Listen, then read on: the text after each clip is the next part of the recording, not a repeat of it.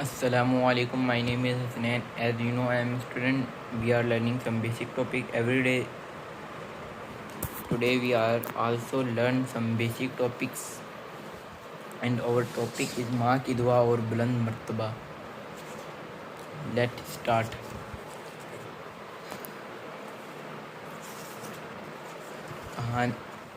कहानी बात समझाने का मौसर तरीन दरिया है। कुरान और हदीस में बयान किए गए किस्से और वाक़यात इस बात का वाज़ेह सबूत हैं कि कहानी की सूरत में बयान की गई बात की इंसानी ज़हनों पर गहरे और देर पासरात मरतब होते हैं।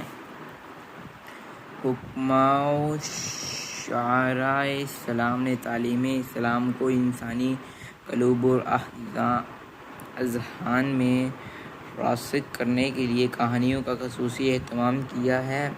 मौलाना रूम के यहाँ ये चीज़ बहुत आम है। फिर शेख सादी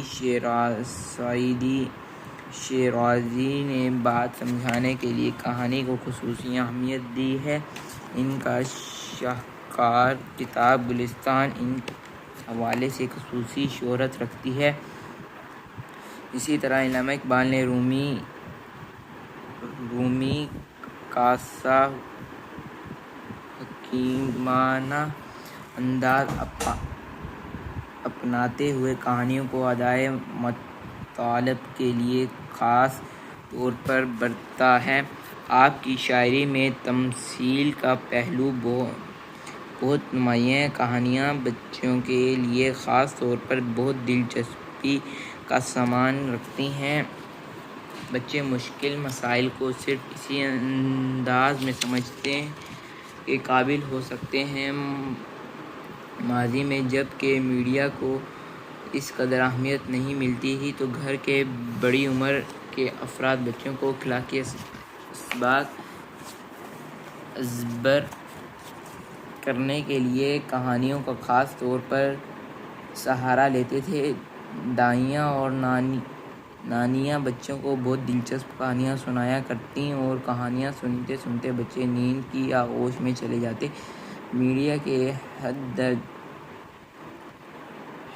दर्जा तरक्की याफ्ता होने के बावजूद कहानियों की अहमियत को महसूस किया गया और तमसील के मुख्तलिफ अंदाज अपनाए गए। ड्रामा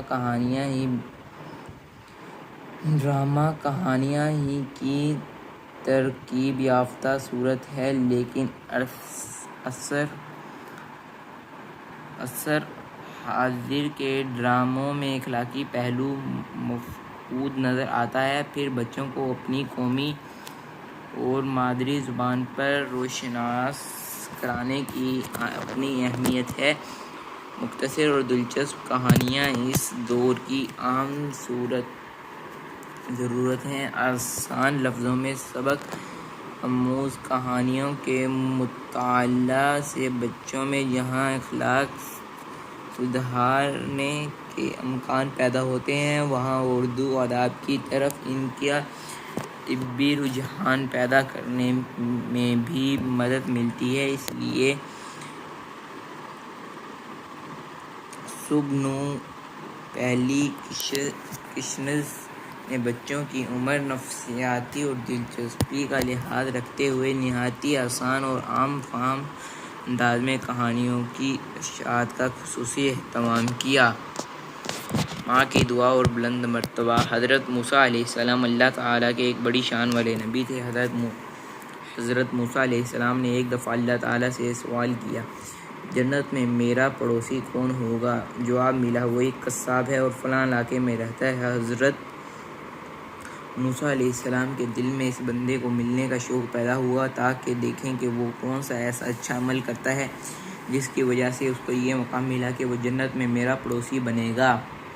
चुनांचे हज़रत मूसा अलैहिस्सलाम इस कस्साब से मिलने इसके पास पहुँचे। आप जानना चाहते थे कि इससे ये मकाम कैसे मिला। हज़रत मूसा अलैहिस्सलाम ने इससे फरमाया, क्या तुम मुझे अपने मेहमान बनाओगे ताकि मैं जान सकूं कि کس عمل کے سبب تمہیں یہ بلند مقام ملا ہے؟ قصاب راضی ہو گیا اور وہ حضرت موسیٰ علیہ السلام کو اپنے گھر لے گیا۔ حضرت موسیٰ علیہ السلام نے دیکھا کہ اس کے گھر جا کر سب سے پہلے اپنی بیمار اور کمزور ماں کے لیے کھانا بنایا اور پھر اپنے ہاتھ سے کھانا کھلایا۔